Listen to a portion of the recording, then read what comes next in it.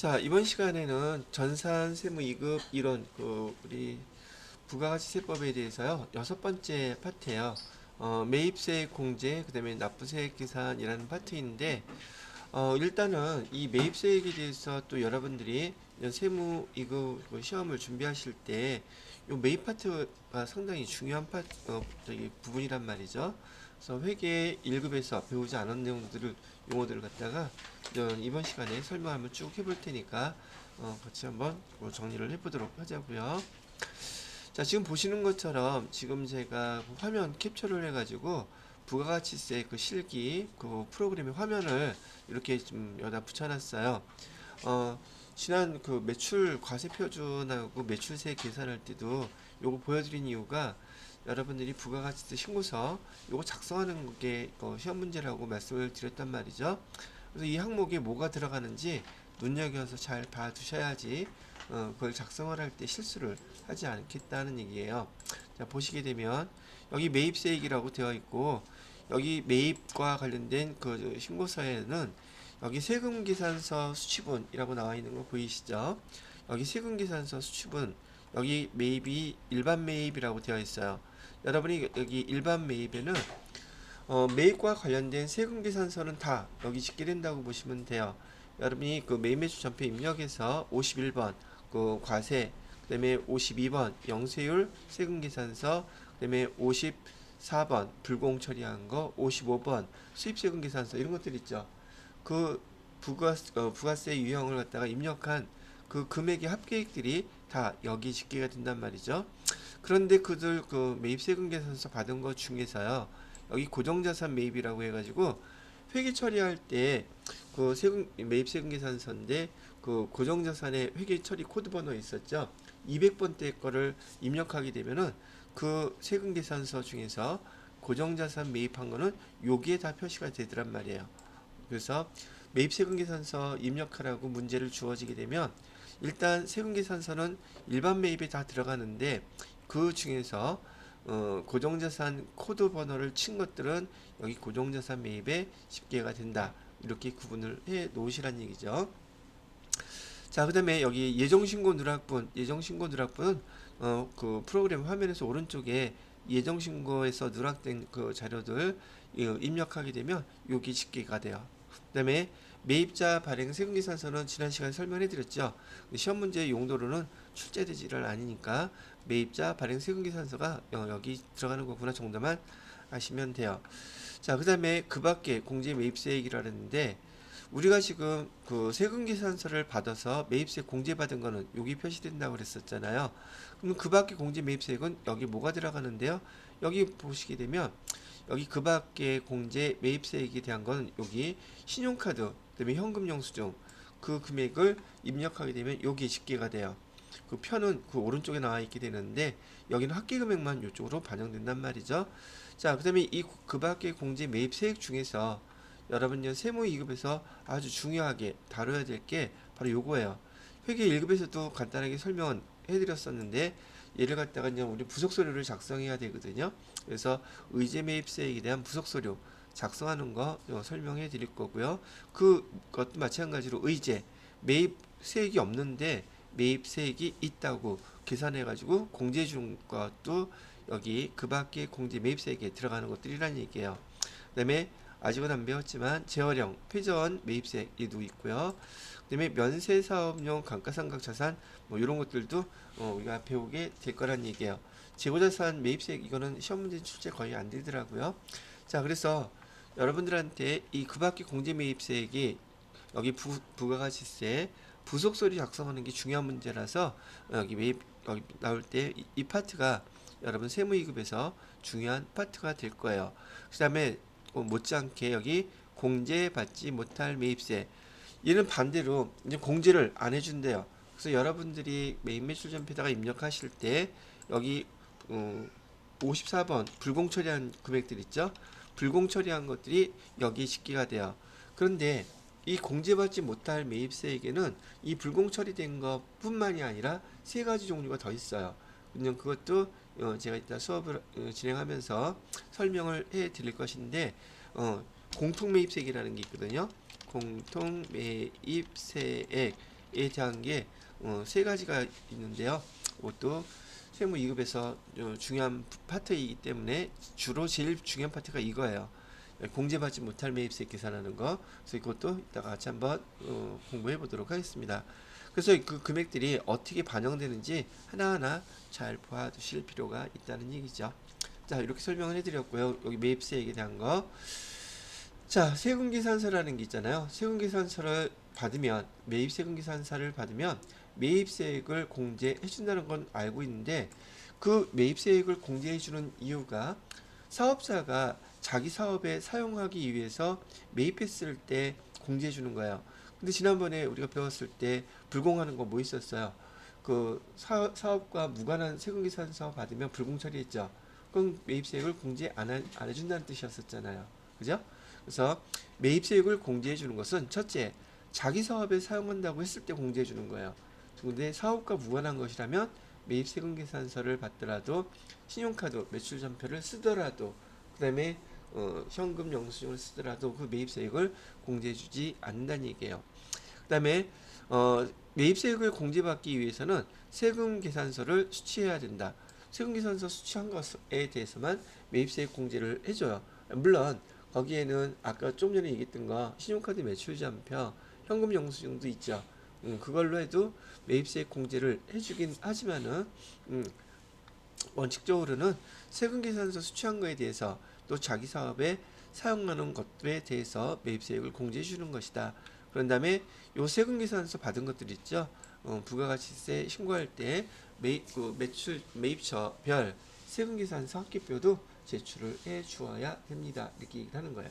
그래서 여기 우리가 매입세액과 관련해서 우리가 배워야 될 항목들을 한번 쭉 훑어보신 거예요. 자, 그 다음 거 뭐가 있나 볼게요. 여기 보시게 되면 공제받지 못할 매입세액 이라서 불공사항이죠. 불공사항 제가 여러분들한테 6가지 암기하라 그랬던 거 기억나시나요? 물론 여기 교재에는 이렇게 설명이 되어 있는데, 자, 일단 원칙적으로 사업자 등록하지 않은 상태에서 매입하게 되면 사업자가 아니기 때문에 매입세액을 공제해주지 않는다는 얘기예요. 그죠? 사업자 등록번호가 없으니까.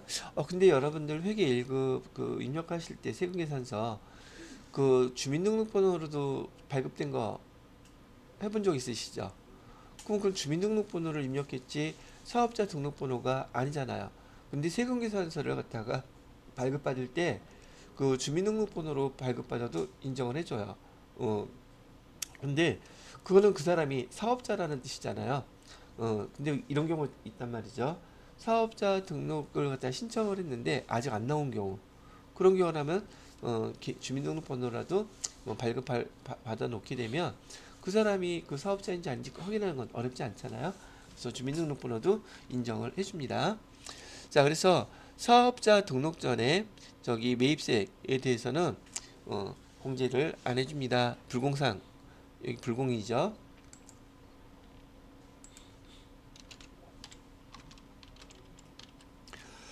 그 다음에 세금계산서 미수취 부실. 이거는 뭐냐면 세금계산서에 기록된 필요적 기재사항 있죠. 제가 1번으로 해드렸던 거요. 필요적 기재사항 오류 또는 누락되면은 그 매입세 공제 안 해줍니다. 그 뜻이고요.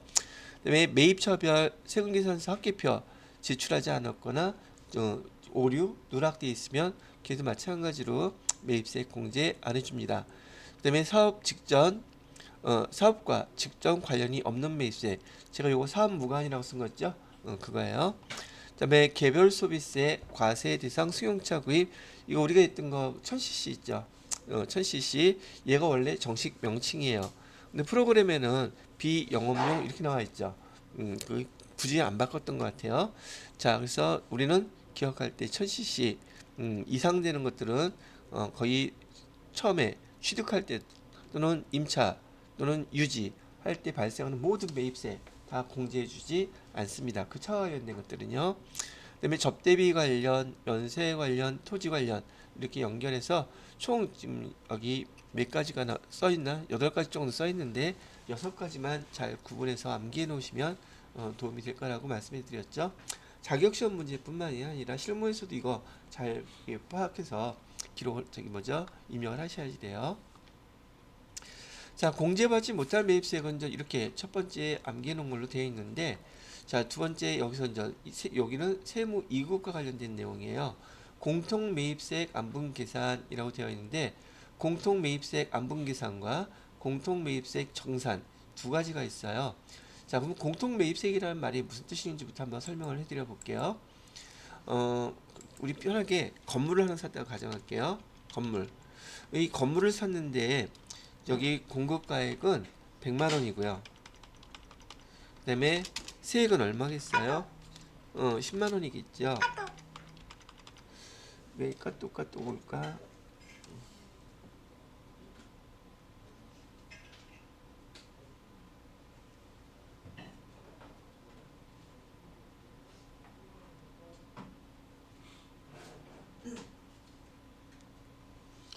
자, 그래서 여기 지금 이 건물을 샀는데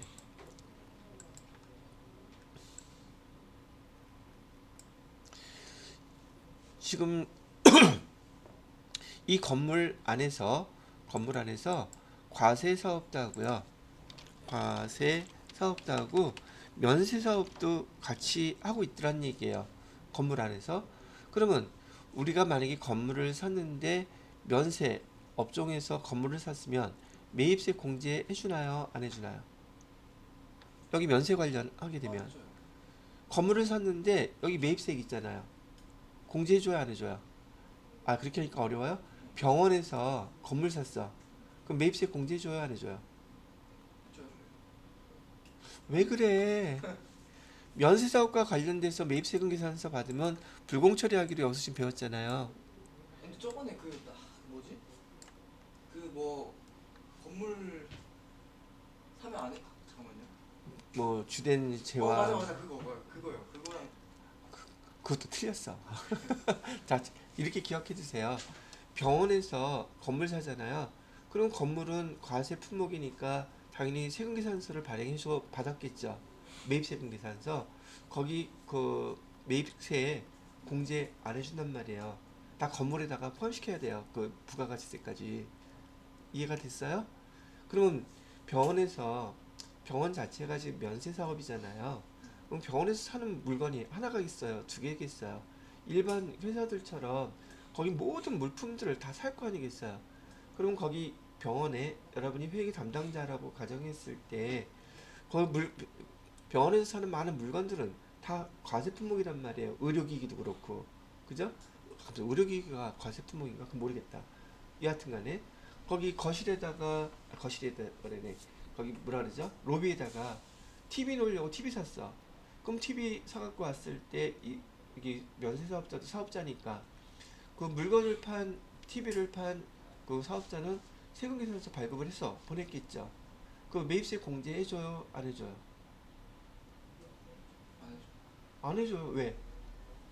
그거 면세사업자나 사업과 관련됐잖아 이게. 그죠? 뭐 그게 어려우면 지금 여기 학원이죠. 학원에서 지금 여기 컴퓨터 샀어요. 컴퓨터 사면 이거 컴퓨터를 판 회사에서 학원에다가 세금계산서 보냈겠죠. 돈 달라고. 매입세 공제해줘요, 안 해줘요? 그것도 안 해줘요. 왜? 학원도 교육과 관련된 거 다 면세라 그랬잖아요. 학원에서 수강료에 부가세 있어요, 없어요? 없잖아요. 그러니까 매입할 때도 부가세 있어도 그게 공제 안 해주는 거예요. 이게 바로 면세사업과 관련된 거란 뜻이에요. 즉 면세 사업자들이 사갖고 오는 모든 물건들 부가가치세 있는 거 다 여러분 입력할 때 못 처리해야 된다는 뜻이에요. 불공 처리해야 된단 말이죠. 그러면 매입세금 공제 안 해주는 대신에 만약에 그게 건물이면 건물 가격에 포함돼서 하나의 금액으로 계산되겠죠. 음, 여러분들이 이거에서 면세와 과세에 대한 요거 내용을 정확하게 구분 못하시면 이거 설명 실기할 때 되게 애먹어요. 그래서 지금 구분을 먼저 시켜드리는 거예요. 자, 우리가 건물을 샀는데 건물 공급가액 100만 원이라고 말씀해 드렸고요. 매입세액은 10만 원 그래서 일반 과세 되는 기업에서 회사에서 사게 되면 매입세액 10만 원 공제해 주는 거예요. 왜? 아까 이거 사업에 사용하는 거는 공제해 준다 그랬잖아요. 그네들이 만약에 노트북을 만드는 제조회사에서 이렇게 건물을 샀으면 매입세 공제해 주죠. 왜? 자기네 노트북 만들어서 팔 때 과세사업자니까 매출세액 발생하잖아요. 그러니까 매입세 공제해 주는 거예요. 그런데 이를 갖다가 면세사업자인 여기 병원에서 또는 학원에서 또는 학교에서 건물을 사게 되면 매입세액 10만 원 이렇게 있어도 여러분이 불공 처리를 해가지고 금액은 110만 원 이렇게 처리해서 써주셔야 된단 말이죠. 이해가 됐어요? 그죠? 다시 과세 사업에서 매입세 공제서서 받으면 매입세 공제해줘요. 그런데 면세 사업과 관련돼서 세금계산서 받으면 걔는 매입세 공제서에 매입세 공제 안 해줘요. 표시는 이렇게 하는 거예요. 구분하실 수 있죠? 근데 이 문제는 아예 과세 사업을 한다거나 아예 면세 사업을 하게 되면 이렇게 매입세액을 공제해주거나 전체 다 안 해주면 되는데 이 사업자는 이 건물 안에서 과세 사업도 하고 면세 사업도 하더란 얘기예요. 그러면 과세 사업 한 그만큼은 매입세액을 공제해줘야 되죠. 면세 사업에 해당되는 만큼은 공제 안 해주면 되잖아요. 그런데 지금 이거 건물의 매입세액은 얼마라고 딱 정해져 있어요. 10만 원 딱 정해져 있잖아. 그러면 한 해는 다 공제해주고 한 해도 공제 안 해주고 이렇게 계산하는 게 아니라 얘를 면세 사업에 해당되는 것만큼 과세 사업에 해당되는 것만큼을 그 계산할 거예요. 어떻게 계산하느냐 하면 우리 원가회계에서 배웠던 것처럼 그 비례식 있죠. 그 회사에 그 총 이 건물 안에서 장사를 했으니 매출한 금액이 있겠죠. 공급가액. 1년 동안 공급가액이 얼마를 이 과세 사업에서 매출을 했느냐 하면 예를 들어보는 거죠. 자, 과세 사업에서 매출한 금액은 6만 원이래요. 면세 사업에서 매출한 금액은 4만 원이래요. 그럼 전체가 얼마예요? 전체 공급가액은 10만 원이 되죠. 그러면 10만 원 얘를 갖다 계산할 때 요걸 금액 나눠줘야 되는 거니까 어떻게 나눠주느냐? 위에다 써야 되겠다. 여기 매입세액을 10만 원 매입세액이 발생했었는데 이 중에서 전체 금액은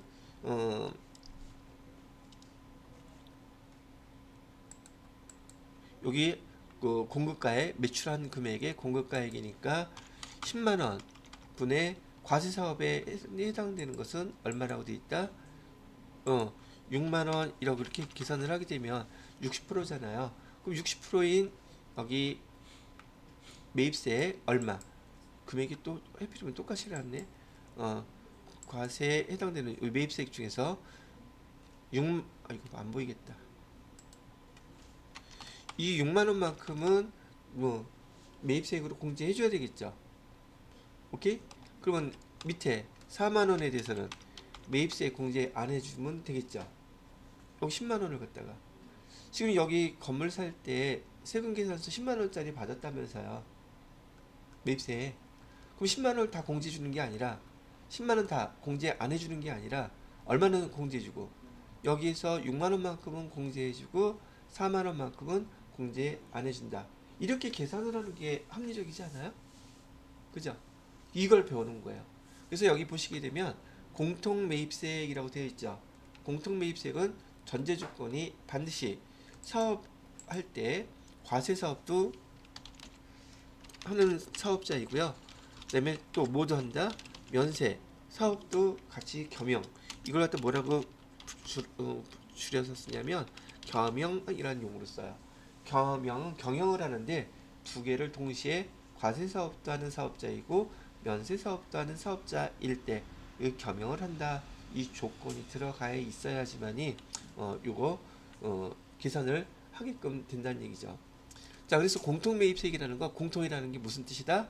과세, 면세에 사용하려고 동시에 같이 매입한 것들에 대해서 이렇게 계산을 나중에 하는 걸 가르쳐 드릴 거예요. 지금 이런 용어들이죠. 용어부터 설명해 드린 거고요. 거기 공통 매입세액에 안분계산이라는 용어가 있어요. 이 안분계산인 경우에는 예정 신고에 해당되는 것이라면 여기 공통 매입세액 안분계산 여기다가 입력하라는 뜻이고요. 여기 공통 매입세액 정산이라고 되어 있는 칸에는 확정 신고 때는 여기다가 입력하세요. 이런 뜻을 갖고 있단 말이죠. 자, 이것도 좀 백문이 불여일견이라고 한번 보시는 게 좋을 것 같죠. 화면에서 제가 직접 보여드릴게요. 여러분들도 그 프로그램 같이 한번 눌러보세요. 아무거나 눌러도 되니까. 회계 프로그램 클릭하셔서요. 전산 세무 2급이어야 되고 뭐 회사는 뭐 아무거나 해도 상관없어요. 그 다음에 여기 부가가치라고 하는 거 누르셔서요. 여기 공제받지 못할 매입세액 명세서라고 여기 맨 위쪽에 있어요. 첫 번째 거 여기 눌러서 한번 열어서 구경해 보세요. 그럼 여기 화면에 말이죠. 여기 첫 번째 탭 여기는 공제받지 못할 매입세액 내역. 그래서 여러분이 매입매출전표 입력해서요 54번 부가세 코드 번호 입력했던 거 있었죠. 그게 여기 다 집계가 돼요. 그래서 여기 해당되는 사유들이 쭉 나타날 것이고, 그 다음에 여기 두 번째 보시게 되면은 공통매입세액 안분내역이라고 되어 있잖아요. 이 공통매입세액 안분내역 여기에다가는 예정신고에 신고할 때는 예정신고분은 여기다가 입력하는 것이고요. 그 다음에 확정신고분은 여기 정산내역이라고 되어 있어요. 공통매입세액 정산내역. 그래서 여기 확정신고 때는 여기다가 입력해야 되는 거예요. 자, 그 다음에 납부세액, 환급세액 재계산이라는 게 나와 있거든요. 이 납부세액, 환급세액 재계산 얘는요 확정 신고 때만 합니다. 언제만 한다? 얘는 확정 신고 때만 하는데 차이점은 뭐냐면 차이점이 여기 예정 신고 공통매입세액 안분계산 내역이라든지 정산 내역은 보편적으로요 여기 원재료를 샀을 때 원재료 물론 저기 기계장치도 있어요. 기계장치도 있긴 한데 대부분 그거는 문제에서 어디에다가 입력하라고 알려줄 거니까 원재료 이런 거죠. 이 회사에서는요 그 화장품 그 케이스 포장지를 만들어요. 그러면 그거 팔 때는 과세 품목이겠죠. 그죠? 근데 책도 만들어. 그래서 이거에 대한 이해는 나중에 또 실기할 때 설명해 드릴 거긴 하겠지만 여기는 지금 사업이 과세 사업으로 뭐를 하고 있느냐 화장품 케이스 만들어서 화장품 회사에다가 납품을 하고 있어요. 그다음에 면세 사업도 같이 하고 있대요. 면세 사업은 여기서 책을 만들어 낸단 말이죠. 이렇게 과세 사업도 하고 면세 사업도 겸용 같이 하는 이 회사인데 이 회사에서 화장품 케이스라든지 그다음에 책을 만들려면 그 제조하는 업체니까 원재료로 뭐가 필요하겠어요? 원재료로 필요한 것은 뭐가 필요하다? 종이가 필요하죠. 그래서 종이를 사는데 종이는 지금 과세 품목이에요? 면세 품목이에요? 과세 품목이죠. 그래서 아까 얘기했던 것처럼 똑같이 종이를 갖다가 100만 원어치 원재료 사갖고 왔어요. 그러면 이 종이를 판 회사에서 이 회사에다가 그 세금계산서 보내겠죠. 그러면 공급가에 100만 원에 10%또 뭐도 같이 오겠어요. 부가세 매입세액 이렇게 오겠죠. 그럼 이 회사는 지금 원재료 종이 100만 원하고 부가세 대급금 매입세액 10만 원에서 110만 원을 주고서는 이 종이를 원재료로서 샀단 말이죠. 그죠? 그런데 이 종이를 사가지고 와서는 이 매입세액을 갖다가 공제를 다 받을 수 있는 거예요. 아까처럼 계산을 해야 되겠어요. 아까처럼 계산을 해야 되겠죠. 지금 이 종이를 가지고서 과세 품목인 화장품 케이스도 만들었고 면세 품목인 책도 만들었잖아요. 그럼 매입세액을 화장품 케이스 만든 만큼은 공제를 받을 수 있지만 책을 만든 만큼은 매입세 공제를 해주면 안 되겠죠. 그래서 그걸 계산을 해야지 돼. 근데 계산을 어떻게 해요? 그랬는데 이 원재료를 사갖고 와서 어, 여기 화장품 케이스와 책을 팔은 금액이 있겠죠. 매출액. 재무회계에서는 매출액, 우리 부가세법에서는 공급가액이 있단 말이죠. 그죠? 공급가액이 여기 얼마치 팔았느냐면 700만 원어치 팔았다고 가정을 할 거고 책을 만들어서는 300만 원어치 팔았대요. 그러면 이 과세 기간 동안에 이 회사에서 매출한 공급가액은 총 얼마가 돼요? 1000만 원 되죠. 자, 그래서 여기 지금 우리 매입세액을 여기에 해당되는 건 얼마인지, 여기에 해당되는 건 얼마인지를 계산해야지 그 부가세 대급금으로 공제를 받을 수 있는 금액은 얼마인지 없는 금액은 얼마인지 알 수가 있겠죠. 그래서 이 비례식으로 계산하는 거라고요. 어떻게 10만 원 이를 갖다가 어떤 비례식으로 여기 전체 금액은 1000만 원, 그럼 77만 원 되겠죠.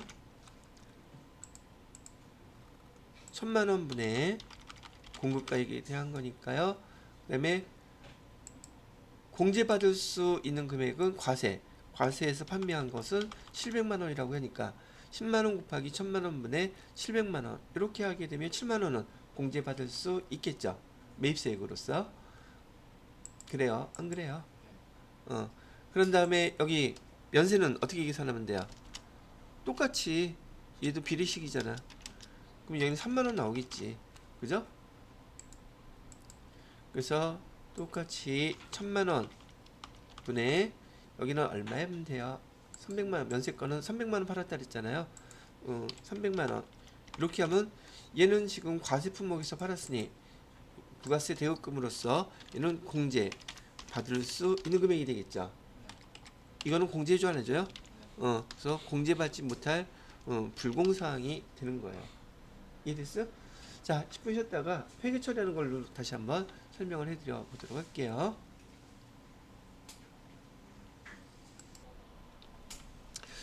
자, 그러면 이렇게 계산을 했는데요. 지금 여기 원재료를 샀을 때 그 원재료를 판매한 금액, 공급가액이죠. 공급가액에 대한 그 비례식으로 이렇게 계산해서 매입세액을 나눠 주는 거예요. 근데 여기 타이틀이 공제받지 못할 매입세액 명세서라고 했으니 나중에 이 실기 프로그램에서요. 계산하는 식은 이 불공 면세분을 계산하게끔 돼 있단 말이죠. 자, 근데 여기 지금 원지를 사갖고 올 때 여러분 회계 처리 해야 되지 않겠어요? 매입세금 계산서를 받았으니 부가세 유형은 51번 과세 이거 선택을 하시게 될 거고요. 그 다음에 공급가액, 세액 그리고 입력을 할 것이고요. 밑에 회계 처리도 해야 되잖아요. 회계 처리 어떻게 하게 될까? 차변에 원재료 사갖고 왔으니까 원재료 이렇게 쓰겠죠. 회계 처리할 때요. 그럼 금액은 100만원. 그 다음에 대변에다가는 외상으로 사왔다고 합시다. 외상 매입금 해서 110만원. 그 다음에 세금계산서를 받았으니 일단 여기는 부가세 대급금 해서 여기 10만원 이렇게 회계 처리되는 거 아시죠? 그죠? 근데 여기 봐요. 부가세 대급금이 차변에 기록됐다는 뜻은 이만큼을 갖다가 부가세 신고할 때 공제한다는 뜻이잖아요. 여러분이 그 매입매출전표에다가 이렇게 입력을 하게 되면 부가가치세 신고서에 매입세액에 이만큼이 들어간단 말이에요. 맞아요? 다 들어가면 돼요? 안 돼요? 다 들어가면 안 되잖아. 왜? 얼마만큼만 공제받아야 돼요? 7만원만 공제받아야 되죠. 근데 지금 얼마 들어가 있어요? 10만원 들어가 있죠. 그러면 7만원만큼은, 아니 3만원만큼은 빼줘야겠네. 얘는 면세분이니까 얘는 공제받으면 안 되잖아요. 그럼 회계 처리 어떻게 해요? 그러면 부가세 대급금 차변에 있던 것을 어디로? 대변으로 보내줘야겠죠? 그래요. 대변으로 부가세 대급금 이렇게 보내주세요.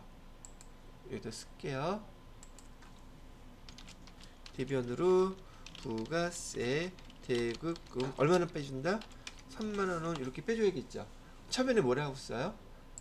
지금 우리가 원재료 사올 때 쓴 돈 전체 금액 110만 원은 변하지 않죠. 그럼 부가세 대급금에서 3만 원을 뺐으면 나머지는 다 어디 들어가는 거겠어요? 뭐가 증가한가요? 원재료 얼마치 사갖고 왔어요? 그러면 서변에 100만 원이 아니라 원재료 부가세 대급금 뺀 만큼은 다 원재료로 되니까 원재료 3만 원을 이렇게 다시 써주게 되면 100만 원하고 3만 원, 103만 원어치가 원재료가 되는 거죠. 세금 계산서는 이렇게 벌써 발행이 돼서 이거 그대로 다 입력을 했지만 여러분이 여기서 공제받지 못할 매입세 명세서 작성을 이렇게 하잖아요. 하게 되면 요거에 대한 회계 처리는 이렇게 해주시면 돼요. 이만큼은 공제 해주겠다는 뜻이에요. 공제 안 해주겠다는 뜻이에요. 안 해주겠다는 뜻이잖아. 공제를 갖다가 부가세 대급금을 다시 뺐어. 전체 금액 110만원 쓴 거는 변하지 않죠. 부가세까지 포함해서. 그래서 부가세를 빼니까 나머지 금액은 뭘로 들어가 본다?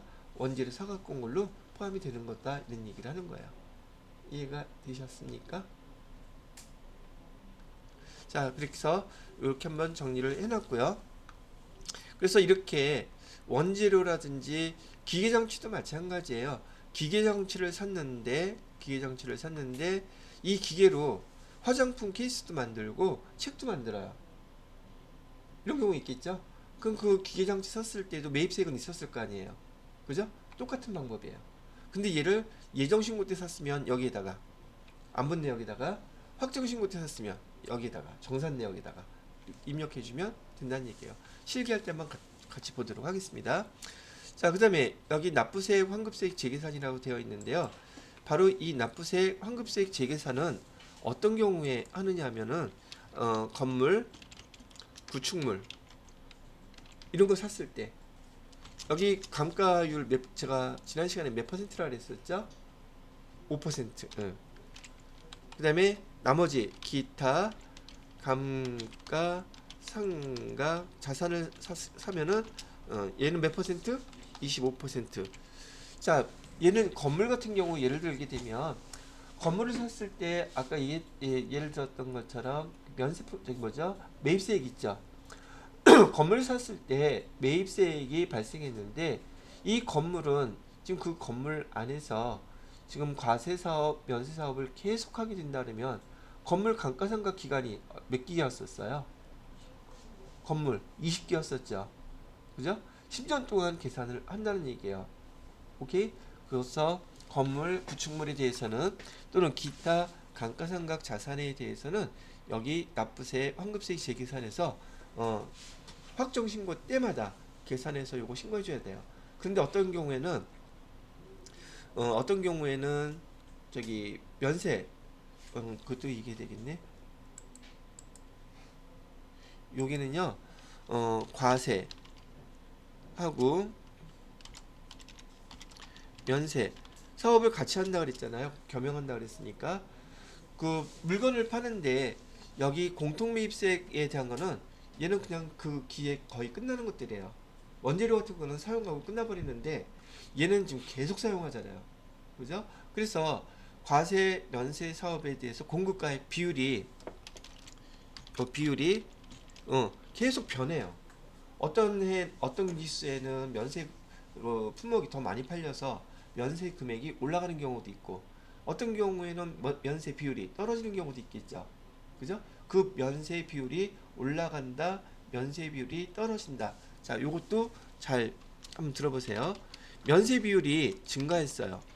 면세 비율이 그 매출액에서 면세 비율이 증가했다면은 지금 이 부가세 대급금을 공제해 줄 금액 있잖아요. 부가세 대급금을 공제해 주겠어요? 공제를 안 해주겠어요? 더 안 해주겠죠? 면세 비율이 올라가는 것만큼은. 왜 면세 비율이 올라갔다는 뜻은 공제 안 해줄 금액이 더 많이 발생했다는 뜻이잖아요. 그죠? 면세 비율이 만약에 감소했다는 뜻은 공제 금액이 더 생긴다는 얘기죠. 면세 비율이 감소했으니까. 그래서 여기 이제 납부세, 환급세 재계산에서는 이 면세 비율을 가지고서 요거 계산을 똑같은 방법으로 해주게 될 거예요. 그래서 여기 면세 비율이 증가한 경우에는 대변에 부가세 대급금을 쓰게 되는 것이고요. 그 다음에 면세 비율이 감소하게 되면 차변에 쓰게 되는 거야. 이해가 되셨나요? 이것도 이제 실기하면서 보는 게 더 빠를 테니까 지금은 용어만 구분을 해 놓으시면 됩니다. 그래서 여기 공통매입세액의 말뜻을 얘기해 드렸고요. 그 다음에 납부세액, 환급세액, 지기산 이것도 설명을 해 드렸습니다. 원래 이 공통매입세액 안분기산 나중에 여러분이 혹시 AT 자격시험을 응시하시려고 하면은 얘도 저기 불공사항이에요. 불공사항에 코드번호가 있어요. 근데 여기 우리 세무사회 여기 K레벨은 얘는 불공사항 처리하는 게 없어요. 그러면 이런 거 샀을 때 공통매입세액이 나오게 되면 다 부가세 유형을 뭘로 처리해야 된다? 여기 과세로 처리해야 되고 이 금액이 계산되면 회계 처리 이렇게 해주셔야 돼요. 아시겠죠? 근데 이 회계 처리하라는 문제는 여기서 잘 안 나오더라고요. 그 부가가치세 부속 서류만 작성할 줄 아는 거 그것만 물어보더라고요. 근데 저는 두 개 다 설명해 드려야 돼. 왜? 여러분 회사 들어가서 이거 하라 그랬는데 회계 처리하는 건 안 배웠는데 이러면 안 되잖아요. 그죠? 최종적으로 부가세에 관련된 부속 서류를 작성하셔도 여러분은 회계 처리까지 다 할 줄 아셔야 돼요. 되셨죠? 자, 그럼 설명 이렇게 마치고요. 그 다음 또 뭐가 있나 한번 보도록 할게요.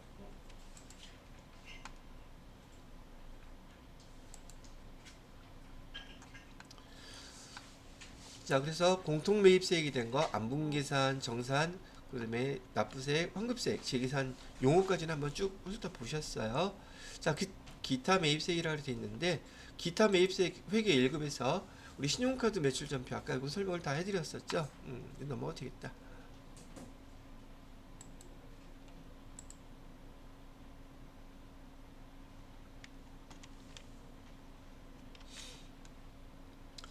자, 여러분들은 그 화면 키신 김에 그 부가가치세 신고서 눌러놓고 한번 보세요. 부가가치세 신고서 보시면서 제 설명을 들어보시면 돼요. 지금 이 파트도 아까 말씀드렸던 것처럼 여기 여러분 세무 2급에서는요 부가가치세 신고서를 직접 작성하는 문제가 필히 나온단 말이죠. 수정씨 그때 2급 볼 때도 부가가치세 신고서 작성하는 문제 안 나왔어요? 그 이번엔 나오겠다. 아, 왜 하필? 재밌어요. 진짜 보던지. 그래? 제가 그 유튜브에다가 설명해 놓은 거 거기 부가세 신고서 작성하는 거 나오죠. 거기 가산세까지도 계산하는 거 나오는데 자 거기 보시면서 같이 들어요. 여기서도 이 용어 잘 구분하셔야지 돼요. 지금 설명해 드릴 것은 부가가치세 신고서 작성과 가산세에 대한 그때 사용할 용어들이에요. 그래서 용어부터 먼저 설명을 해볼 테니까 자 여러분이 그 위에 매출 과세표준하고 그다음에 거기 매입세액 조금 전에 했단 말이죠. 바로 밑에 보시면 이렇게 경감 공제세액이라고 되어 있을 거예요. 그 공제세액에 여기 그 밖에 경감 공제세액 여기다가는 뭐 입력하느냐면 여기 클릭을 띵 이렇게 해보시게 되잖아요. 옆에 화면이 하나 뜰 거예요. 거기 화면에다가 우리가 부가가치세 그 신고하잖아요. 뭐 전자신고를 하게 되면 10,000원을 공제를 해줘요. 그래서 걔를 뭐라고 부르냐면 거기 써져 있는 거에 전자신고 세액 공제라고 써 있는 거 있죠. 거기다가 이렇게 10,000원 이렇게 입력을 해주는 항목이에요. 그러면 매출세 우리가 납부할 세액에서 10,000원을 공제해 줍니다 라고 얘기를 하는 것이고요. 자, 그 다음에 그 밑에 보시게 되면 신용카드 매출 전표 등 발행 공제라고 되어 있는데 이건 어떤 뜻이냐면요. 여러분이 그 과세표준 매출세액 있죠. 과세표준에 매출 쪽을 보시게 되면은 거기에 그 신용카드 등 해갖고서는 예를 들어서 공급가액이 50만원 인시 50만원 그 다음에 세액 5만원 이렇게 매출한 거 있죠. 매출한 거 여러분이 카과 17번 형과 그렇게 입력했던 것들이 입력되는 칸인데 이 신용카드로 이렇게 매출을 하게 되면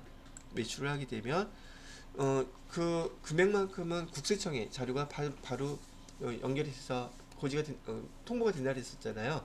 그래서 부가세법 입장에서는 이렇게 투명하게 부가세를 신고해 줬다는 그 차원에서 여기 신용카드 매출 전표 등 발행 매출한 거예요. 이거 이 금액에 대해서 1.3%만큼을 공제를 해줘요. 그럼 여기에 공급 대가가 기록된단 말이죠. 여기에 공급 대가가 기록돼요. 얼마가 기록된다는 뜻이에요? 55만 원이 이렇게 기록이 된다는 뜻이에요. 여기 몇 퍼센트를 공제해 준다? 1.3%를 공제를 더 해줘요. 부가세를 다 깎아준다는 뜻이에요. 그런데 얘는 법인은 해당 사항 없음이에요. 법인은 해당 사항 없고요. 누구만 해준다? 개인만 이렇게 해준다. 개인만 이렇게 해주는 거라는 얘기죠. 근데 우리는 지금 여기 세무이급 시험 볼 때는 법인이기 때문에 여러분들이 그 법인으로 이 부가가치세 신고서를 갖다가 띄워 놓잖아요. 그럼 여기 금액은 뜨는데 이렇게 55만 원 뜨는데 세액공제에는 금액이 안 떠요. 왜요? 법인이기 때문에. 그리고 이건 개인 사업자한테 부가세 신고할 때 있잖아요. 그 신고 기간에 저기 1,000만 원까지 한도가 1,000만 원의 한도로 해서 얘를 갖다가 공제해 주더라. 재작년인가 여기 법이 개정이 됐는데 예전에는 한도액이 500만 원까지였었어요. 근데 지금은 1,000만 원까지 되어 있고 여기 제일 많이 활용되는 곳이 어디냐면 여러분 주변에 있는 그 편의점이 있죠. CU 같은데 거기서 이거 공제를 많이 받아요. 걔네들은 뭐죠? 거래할 때 대부분 신용카드 아니면 현금 영수증으로 거래를 많이 하기 때문에 그런 업체들이 부가세 신고할 때 요게 해당되는 금액이 발생하더란 얘기예요. 자, 참고로 그렇게 알아두시면 되겠고요. 자, 그 다음에 여기 예정신고 미환급액이라고 나와 있는데 보통 우리가 부가가치세 신고할 때 말이죠. 여기서 매출세액 여기서 볼까? 매출세액이 매출세액이 200만 원이고요. 그다음에 매입세액 합계금액이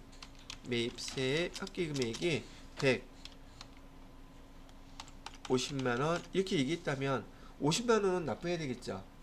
그죠? 근데 150만 원이 매입세액이 아니라 만약에 여기가 250만 원 매입세액이 나왔다면 50만 원만큼은 환급을 받아야 돼요. 이해가 됐죠?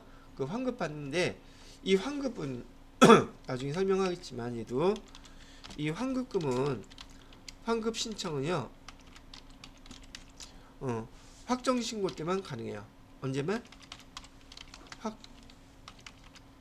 확정 신고 때만 환급을 받을 수가 있어요. 예정 신고 때는요. 예정 신고 때는 여기 그냥 예정 신고 금액만 그대로 써 놓는 것이고요. 확정 신고할 때 여기 보면 예정 신고 미환급 세액이라고 돼 있죠. 여기다가 그 금액을 써줘야지 돼요. 그러면 이제 확정 신고가 끝나고 그래도 환급 받을 금액이 있으면 그 다음 달에 30일 이내 입금이 돼요. 자, 여기도 이제 또 나온 김에 그러면 여기 환급 금액은 언제 나오냐면 얘는 일반 환급이라는 용어로 사용하고요. 일반 환급은 일기 확정 신고 때 신고했다고 치면 7월 25일 날까지 일기 확정 부가세 신고하겠죠. 그리고 날짜는 30일 이내에 입금이 돼요. 30일 이내에 입금을 시켜주게 되는데 이 날짜 계산하는 게 또 시험 문제 가끔 나오더란 말이죠. 그러면 30일 이내라고 했으면 8월 30일까지 그때를 얘기하는 걸까? 아니면 7월 26일부터 얘기하는 걸까? 뭐 그런 게 구분이 돼야 되는데요. 여기 7월 26일부터 30일 이내요. 그러면 8월 며칠까지 될까?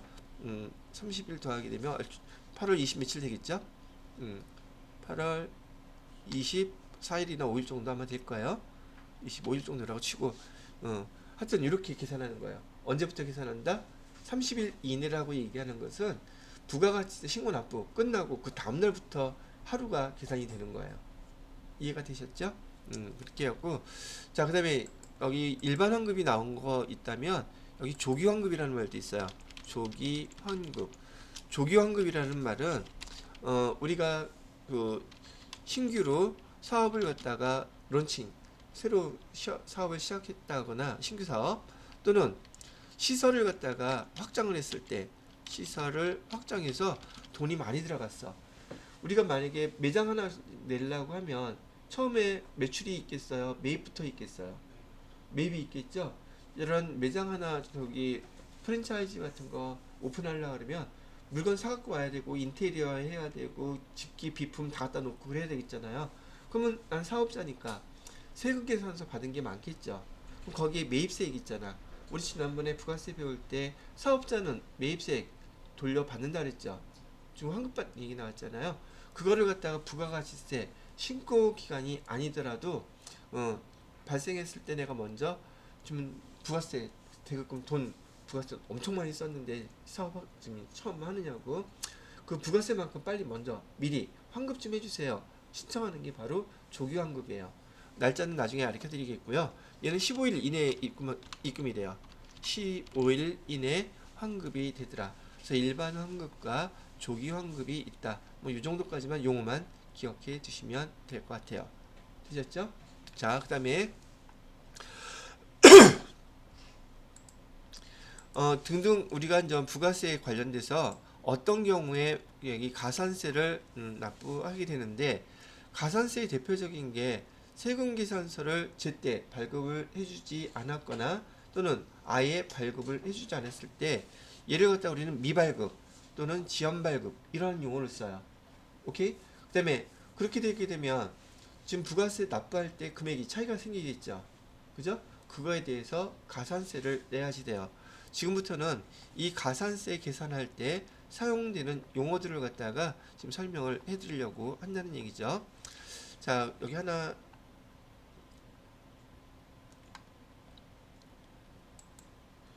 여기 가산세 계산하는 걸 위에다가 썼으면 좋겠는데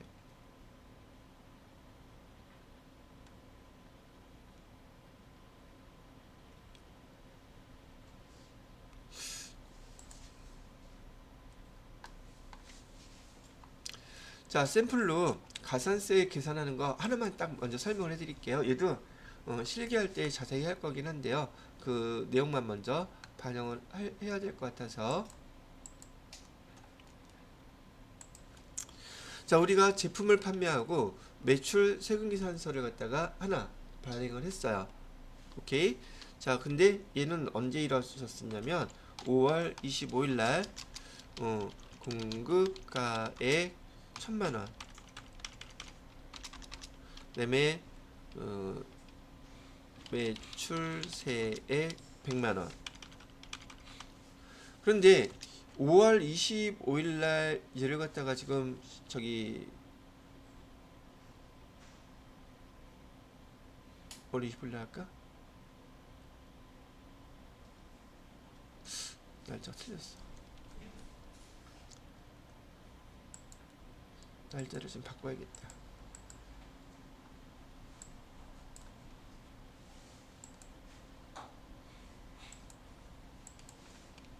(2월 15일) 날로 합시다. 자, 2월 15일 날 이런 거래가 있었어요. 그런데 이 담당자가 이 세금계산서 이날 발급해야 되는데 이날 발급을 안 했어. 그래서 언제 해줬냐면 까먹어가지고 세금계산서 발급을 3월 며칠 날 했느냐면 알지?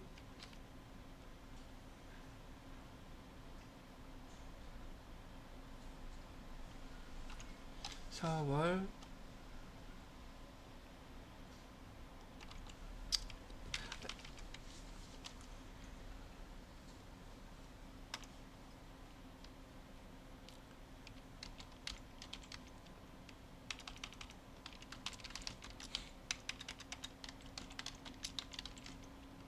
자, 간단하게 날짜 생각할 필요 없이요. 2월 15일 날 그 세금계산서를 발급해서 줬어야 되는데 일기 예정 부가가치세 신고할 때 이때까지도 발급을 안 하고 까먹고 있었던 거예요. 예정 신고 부가가치세 예정 신고 해야 되는데 안 했단 말이죠. 오케이? 그럼 일기 예정 신고 때 신고가 안 들어갔으니 지금 이 매출세 100만 원만큼을 납부해야지 되는데 신고 지금 안 들어갔겠죠. 이 돈도 납부 안 했겠죠. 자, 이랬을 때 예정신고 때 그 세금계산서 발행해야 되는데 이를 누락했을 때 가산세가 어떻게 계산이 되느냐면, 그래서 얘는 나중에 발급했어요. 예정신고 누락시키고 세금계산서는 그 이후에 발급해서 지연 발급을 했단 말이죠. 이 날짜에 못했으면 무조건 지연 발급이에요. 며칠까지 해야 된다 그랬어요? 며칠까지 하면 지연 발급에 해당되느냐? 7월 25일까지 그 전에만 발급하게 되면 지연 발급이에요. 이거 넘어가면 미발급이 돼요. 지난번에 설명했던 거 참고를 하시고요. 자, 하여튼 그래서 가산세를 계산해야지 되는데, 지금 이렇게 세금계산서 매출했을 때 지연 발급은 그 공급가액의 공급가액의 몇 퍼센트냐면 1%가 가산세예요. 오케이? 세금계산서 누락한 것 자체가. 그래서 공급가액은 얼마예요? 1,000만 원이었죠.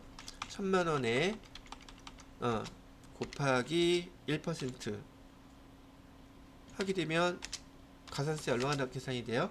10만원 이렇게 계산되죠. 그러면 이것만 해당되느냐? 아니요. 얘 세금계산서 하나 누락하게 되면 첫 번째 세금계산서 누락한 거에 대한 지연 발급에 대한 가산세 10만원 계산이 됐죠. 그러면 일기 예정 때 이 금액이 빠져 있으니 부가가치세 신고서 제대로 작성을 한 거예요? 잘못 작성한 거야? 그죠? 부가가치세 신고서를 갖다가 성실하게 작성하지 않았다 그래서 신고 불성실이라는 가산세도 계산이 돼요. 신고 불성실 가산세가 계산이 되는데, 가산세 얘는 지금 미납세액 있죠. 미납세액은 지금 세금 내지 않은 금액이 기준이에요. 얼마를 안 냈어요? 여기 매출세. 지금 예정신고 때 제대로 신고를 했다면 이 매출세에 100만원을 납부를 했었겠죠. 근데 지금 안 했잖아. 이걸 갖다 우리가 용어 뭐라고 쓴다고요? 미납세액이라는 용어로 사용해요. 얘는 명칭이 미납세액이라고 부를 거고, 여기 신고 불성실 가산세 계산할 때는 여기 미납세 100만원을 기준으로 합니다. 자, 100만원에 지금 이걸 갖다가 우리가 지금 신고 납부하는데, 여기 신고 불성실 가산세를 계산할 때 그 세율 있잖아요. 세율이 네 가지예요. 세율은 참 세 가지인데 해당되는 그 사항은 네 가지가 있단 말이죠. 첫째, 무신고인데 부정 무신고일 경우에는 그 세율이 40%예요. 근데 무신고인데 일반적인 무신고면은 세율이 20%예요. 이거는 뭘 뜻하느냐 하면, 지금 여기 일기 예정 신고 납부 기간이 언제예요? 이건 우리가 일기를 얘기하는 거니까, 일기 예정 신고를 갖다가 납부하는 날짜가 4월 25일까지죠. 이때 예정신고 부가가치 신고를 아예 안 한 거야. 그럼 그건 뭐다? 그건 무신고예요. 그런데 자료가 준비가 안 돼서 무신고 한 거는 저기 20%지만 고의로 의도적으로 부정한 방법으로 신고를 안 하게 되면 얘는 40%란 말이죠. 근데 우리는 대부분 이거는 안 배워요. 그건 의도적인 거니까. 근데 걸리면 40%예요. 자, 그래서 우리는 보편적으로 신고를 안 하게 됐다 했을 때는 여기 신고 20% 세율을 곱하면 돼요. 어디에다가? 100만원에다가. 근데 이 무신고는 뭐 잘 나오는 편은 아닙니다. 실무에서는 벌어져요. 왜냐하면 몰라서가 아니라 자료가 다 준비가 안 돼서 신고할 수가 없는 상황이죠. 제 딸애가 그런 경우 있다 그러더라고요. 자료를 달라고 그렇게 부가세 신고해야 된다고 했는데도 안 주는 거야. 안 주는 게 아니라 사실은 못 찾는 거든지 잃어버린 거든지 없는 거죠. 그럼 못 하잖아. 나중에 어떻게 그 사업주가 알아서 책임져야지 뭐. 그죠? 근데 나중에 어떻게든지 찾아서 신고를 하기는 해요. 신고를 하기는 하는데 그런 경우를 무신고라고 부른다. 근데 우리 대부분에 해당되는 거는요, 과소 신고를 했거나 초과 환급을 받았거나 이런 경우에요. 지금 여기는 과소 신고한 거예요? 초과 환급 받은 거예요? 일반적으로 지금 돈을 안 냈잖아요. 그럼 일기 예정 때 과소 신고한 거잖아요. 그때 이렇게 신고 불성실, 부가가치세 신고서가 잘못 작성된 거를 우리 뭐라고 부른다 그랬어요? 신고 불성실이라고 그랬잖아요. 몇 퍼센트를 적용한다? 여기 과소, 초과 환급, 바로 여기 일반 해당되는 건 몇 퍼센트? 10%예요. 오케이? 근데 부정한 방법, 하여튼 부가가치세 신고와 관련돼서 부정하게만 들어가면 무조건 40%예요. 맥시멈이. 근데 시험 문제 그런 거 한 번도 안 나와요. 그러면 결국은 10% 아니면 20%인데 제일 흔한 부분이 바로 요거예요. 잘못 신고하는 경우죠. 그죠? 그래서 불성실 신고 불성실 가산세 계산할 때 미납세에다가 신고세율 4개가 있는데 그 중에 어떤 거 적용한다? 10%. 거기 시험 문제에서도 그렇게 나와요. 이 회사에서 부가세 신고할 때 부정한 방법 아니고요. 무신고한 것도 아니고 일반, 초과 또는 일반 과소 신고한 것입니다. 라고 설명이 나와요. 그럼 그거 왜 가르쳐 주는 거야? 이거 세율 정하는 거 가르쳐 주려고 그렇게 말을 해주는 거란 말이죠. 그래서 여기 해당되는 거에다가 곱하기 세율 몇 퍼센트를 해주면 된다? 10%. 별거 어렵지 않죠. 얘도 그래요. 용어만 잘 이해하시면 되게 쉬운 거예요. 자, 그런 다음에 이걸로 끝나냐? 아니요. 이렇게 예정 신고 때 신고를 갖다 못해서 확정 신고 때 지금 이렇게 들어가게 되면 불성실 가산세를 갖다 10% 적용을 하는데 말이죠. 여기 10%에다가 그래도 빼먹지 않고 알아서 납부해 주는 거니까 경감을 해주는 경감세율이 있어요. 감면세율. 그래서 얼마만큼을 감면해 주느냐 하면 지금 얘는 원래 며칠 날 신고했었어야 돼요. 4월 25일 날 일기 예정 신고를 했었어야 되는데 지금 일기 확정 때 신고하면 몇 개월이 지나간 거예요? 3개월이 지나갔죠. 그래도 3개월 이전에 얘를 갖다 제대로 신고해 줬다 그래서 이 계산된 금액에서 계산된 금액이 얼마야? 10만 원. 10만 원에서 75%를 경감해 줘요. 감면해 줘요. 몇 퍼센트? 75%. 그러면 2만 5천 원만 내면 되는 거죠. 이해가 됐어요? 그래서 여러분이 또 하나 여기서 가산세 계산할 때 외우셔야 될 게 하나 있어요. 여기 용어 중에서 1개월 이내 수정신고를 하게 되면 몇 퍼센트를 감면해 준다? 90% 감면해 준다. 1개월부터 3개월 이내면 몇 퍼센트 감면해 준다? 75%. 6개월 이내하면 몇 퍼센트 감면해 준다? 50%. 대부분의 시험 문제는 요 두 개 중에 하나가 나와요. 요거 아니면은 얘예요. 90% 아니면 보통 3개월 이내라고 그러면요. 예정 신고 때 누락했는데 확정 신고 때 이렇게 신고하잖아요. 그러면 75% 경감을 해주니까 우리가 가산세 계산해야 되는 거는 75%를 계산하는 게 아니라 납부해야 될 25%를 계산하면 되겠죠. 75%를 경감시켜 주는 거니까. 오케이? 그래서 여기 1개월 이내는 90% 감면, 그 다음에 3개월 이내에는 75% 감면. 근데 얘는 있잖아요. 이 감면, 가산세 감면은 어디에만 적용이 되느냐 하면 여기 신고 불성실 가산세 얘에만 적용이 돼요. 오케이? 그래서 신고 불성실 가산세 결과론적으로 계산된 금액은 얼마를 납부하면 된다? 여기 2만 5천 원만 납부하면 된다. 여기는 그 부가가치세 신고서 자체가 잘못됐을 때 요 용어를 사용한다 그랬어요. 그럼 가산세가 요것만 갖고 끝나느냐? 아니요. 또 하나 더 있어. 지금 여러분이 요거 배우실 때는요.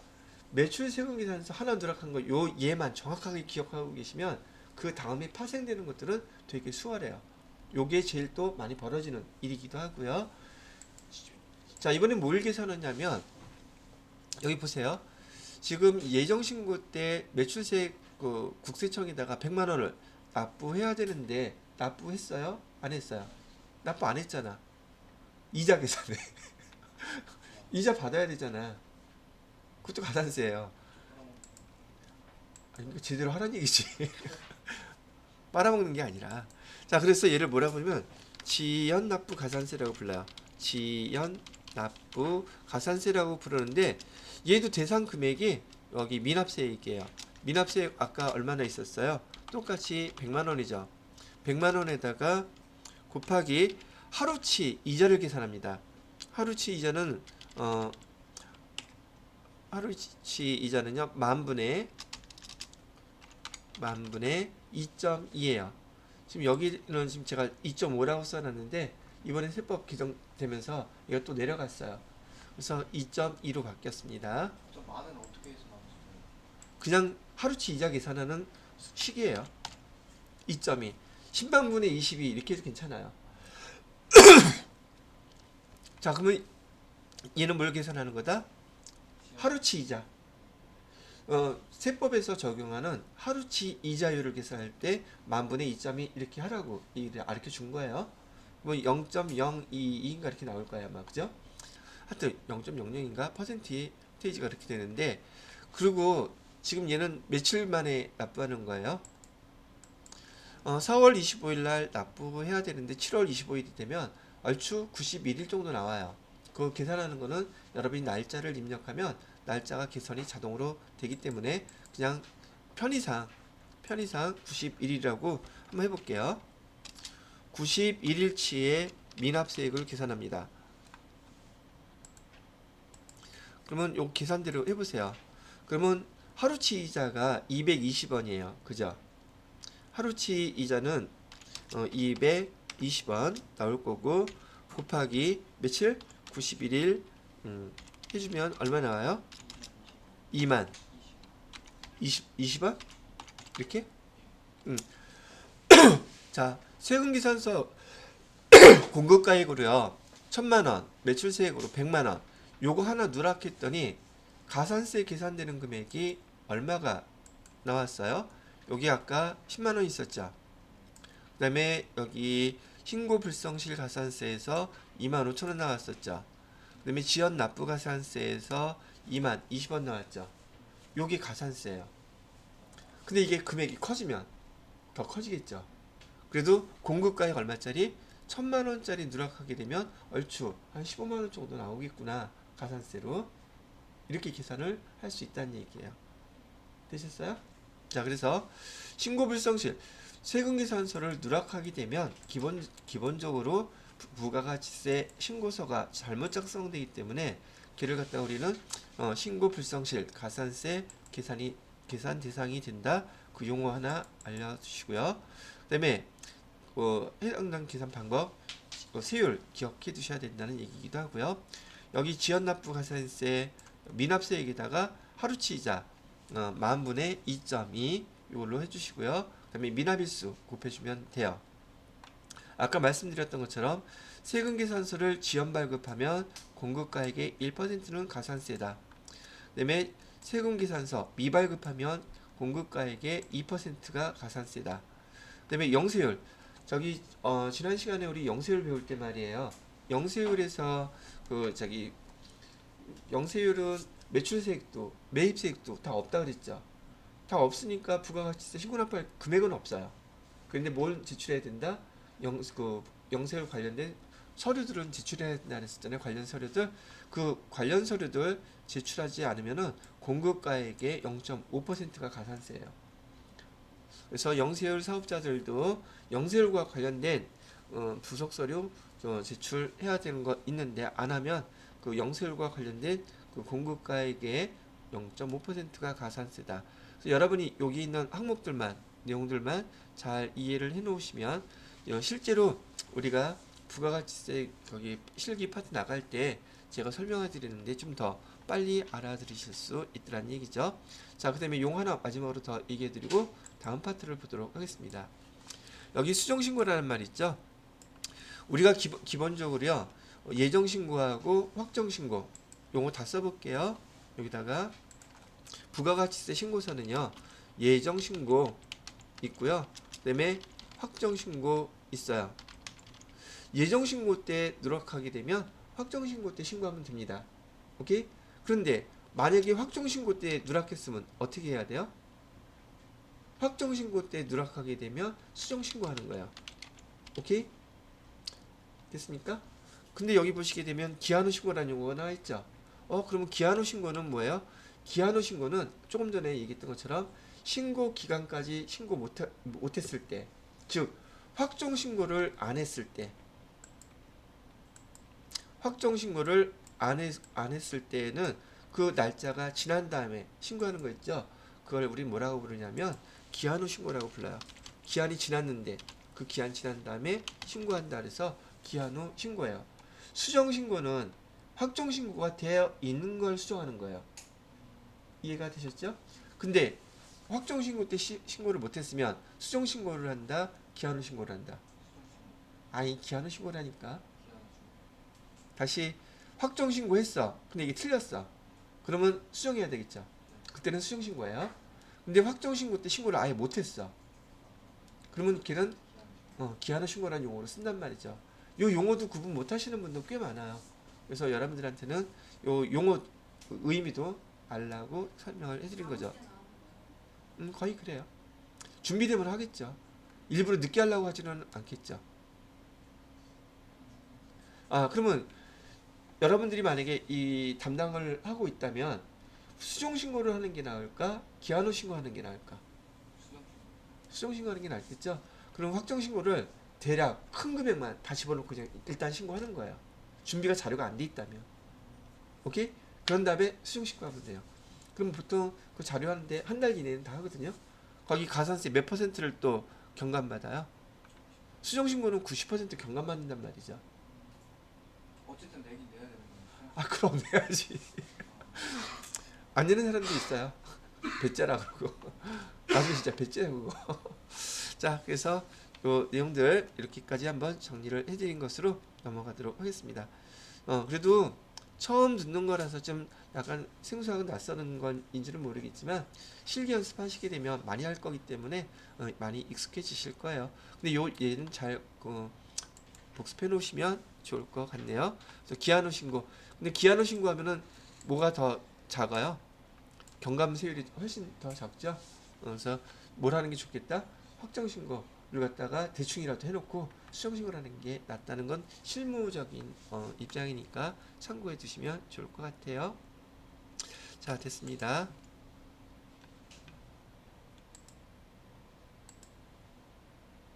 자, 저도 요 정리해 놓은 게 여기까지네요. 자, 이제는 교재를 보면서 한번 쭉 넘어가 보도록 할게요. 자, 여러분들은 전 부가가치세 신고서 작성할 때 이게 많이 필요한 파트이니까요. 특히 여기 세금계산서 일반 매입과 고정자산 매입으로 나뉘어져 있다.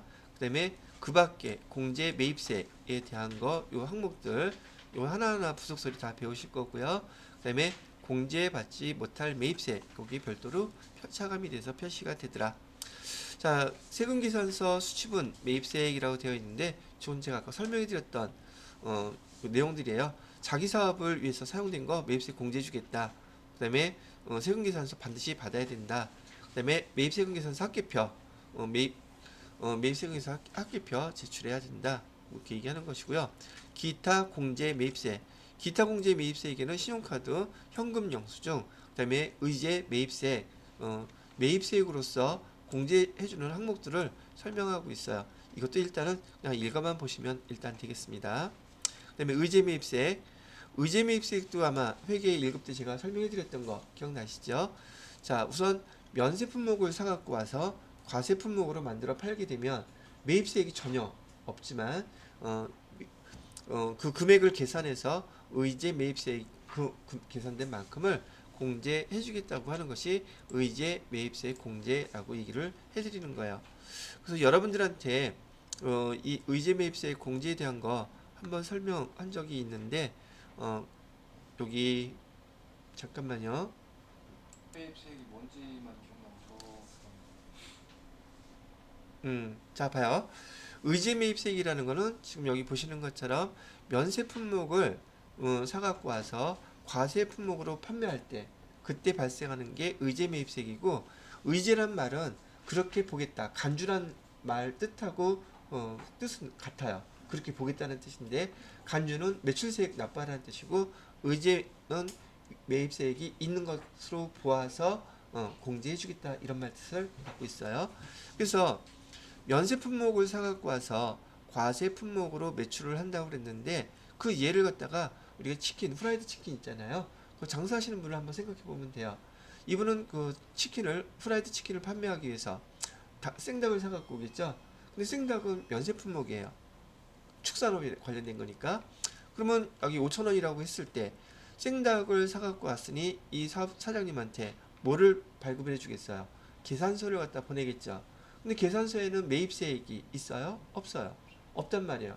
그럼 공제받을 게 아무것도 없어. 얘를 갖다가 후라이드 치킨 3만원에 팔았어. 그러면 3만원에 3,000원은 매출세액이 발생했죠. 이 상태에서 부가가치세 신고하라 그러면 매출세액만 그냥 3,000원 납부하는 것밖에 없잖아요. 그래서 부가세법에서는 이렇게 우리 주변에 음식점들 많잖아요. 바로 다 여기에 해당되는 거예요. 종쳐 쓰니까 잠깐 쉬었다가 이거 마저 설명을 해드리도록 하겠습니다. 자, 그래서 여기 지금 의제 매입세 공제라는 것은 면세 품목을 과세 품목으로 팔았을 때 지금 이렇게 사갖고 온 거는 우리가 매입세액이 없기 때문에 계산서를 발급받은 것이고, 그 다음에 팔 때는 부가세 매출세액으로 3,000원 발생했죠. 그래서 이렇게 우리 주변에 많은 업종으로 음식점이 있는데 그 음식점들에 대해서 부가세를 계산을 해 준단 말이죠. 그래서 여러분이 이제 여기 세무 2급에서는요, 여기 의제 매입세 공제 신고서 부속서류 작성하는 것도 제가 가르쳐 드릴 거예요. 근데 내용 용어 잘 이해하고 그 서류에다가 입력하는 거 있잖아요. 그건 되게 간단해. 간단한 건 몇 번만 누르면 되는데 그 이유를 몰라서 어떻게 입력해야 되는지 그게 많이 떨어지게 틀리게 되더란 말이죠. 자, 음식점. 음식점도 개인 사업자가 운영하는 음식점이 있고요. 법인이 운영하는 음식점, 또 유흥업소도 있어요. 여기 공통점들은 다 지금 쌀이라든지 채소류라든지 고기류라든지 다 먹는 것들이잖아요. 얘네들은 다 식조품들은 1차 산업, 즉 면세품목들이 대부분이란 말이에요. 유흥업소에서는 뭐가 면세품목이겠어요? 거기서 과일 안주 같은 거, 그런 것들은 그다음에 뭐 건어물 같은 거, 다 건어물은 아니다. 걔는 돈 과세다. 그런 것들, 채소도 필요하겠지. 하여튼 이런 데서 파는 것들은 다 면세 품목을 사갖고 와서 판매할 때는 과세 품목이 되더란 말이죠.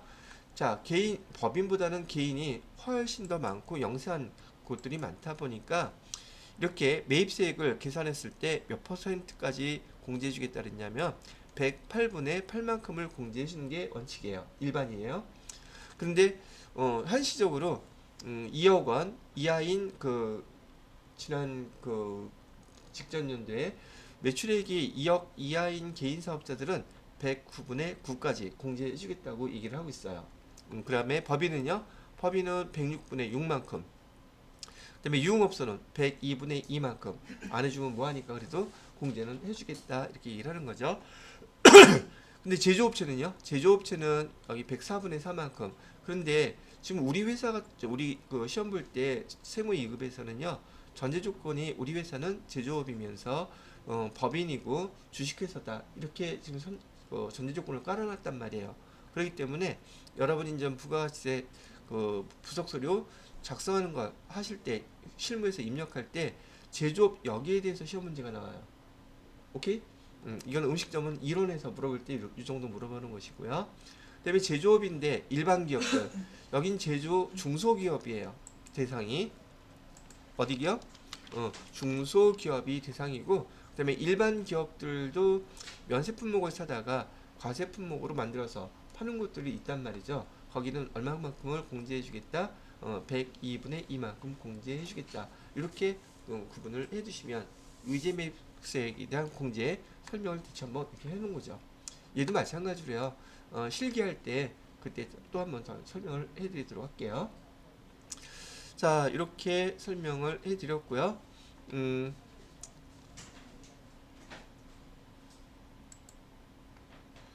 자, 그거 나와 있는 게 여기 나와 있죠? 요거 참고를 해주시면 돼요.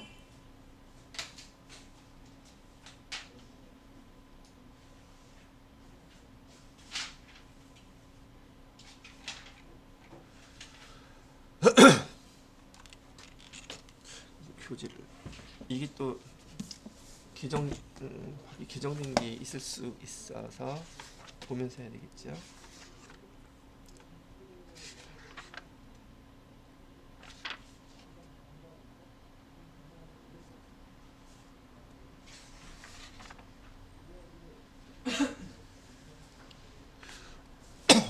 자, 근데 의지매입 공제 그 사갖고 온 그 원재료들 있잖아요. 걔네들을 갖다가 한없이 다 109분의 9만큼, 108분의 8만큼 걔를 다 공제해 주느냐? 아니, 그건 아니고요. 그 재료를 사갖고 온 거에 대해서 이 법인인 경우 구분 없이 여기 40%가 아니라 50%예요.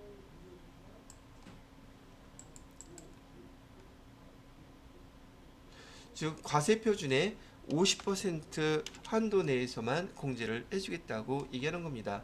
개인인 경우 음식점은 여기 2억 원 초과할 때, 1억 원 초과할 때 그 한도액이 여기 나와 있죠. 근데 얘를 기억해 놓으셔야 돼요. 그리고 외우라는 건 아닙니다. 부가가치세 부속서류 작성할 때요, 얘는 다 그냥 반영이 되어 있어서 나오는 것이긴 하니까요. 자, 그렇게 됐고, 그 다음에 의제매입세액 통산 여기도 한번 읽어봐 주세요.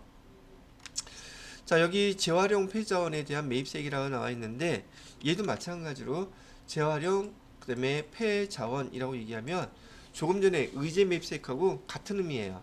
어떤 게 같으냐면 이해하고요. 의제매입세액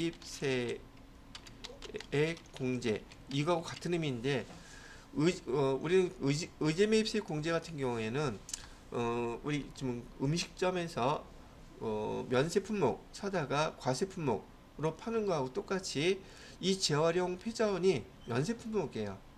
그러면 똑같은 의미에서 아니 면세 품목을 사다가 여기 과세 품목으로 팔게 되면 매입세 공제해 준다고 하는데, 우리 재활용 폐자원 이걸로 할 때도 면세 품목 사다가 과세 품목으로 파는 거니까 얘도 그렇게 해줘야 되는 거 아니야?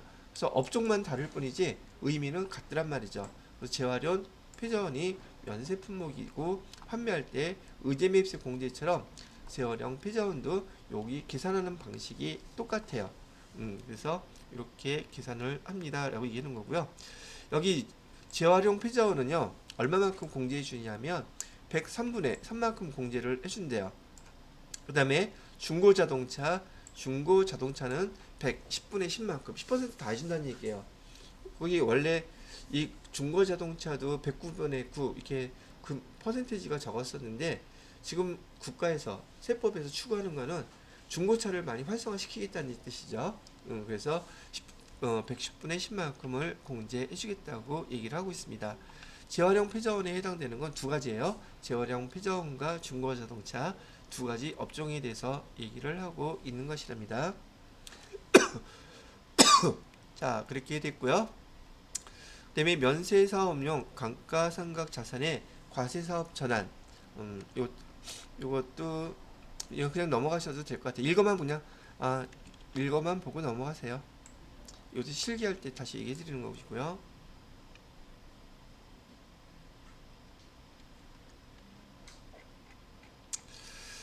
자, 그 다음에 재고 매입세, 얘도 글씨만 읽고 넘어가세요. 그 다음에 재고 공제받지 못할 매입세 불공사항이죠.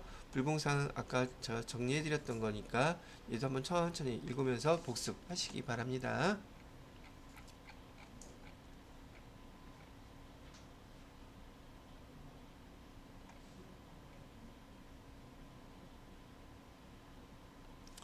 자, 매입세 공제 가산세 계산하는 거, 이 파트는 쭉 그냥 읽어보시면 될 것 같아요.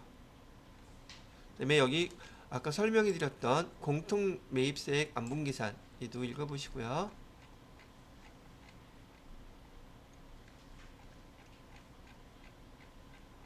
자, 이렇게 해가지고 여기 우리 뭐죠? 매입세액에 대한 거 한번 쭉 설명을 해 보았네요. 자, 이거 잠깐 정지해 놓고요. 끝내고 다음 시간에는 납부세액과 신고납부에 대한 설명 이어가도록 하겠습니다.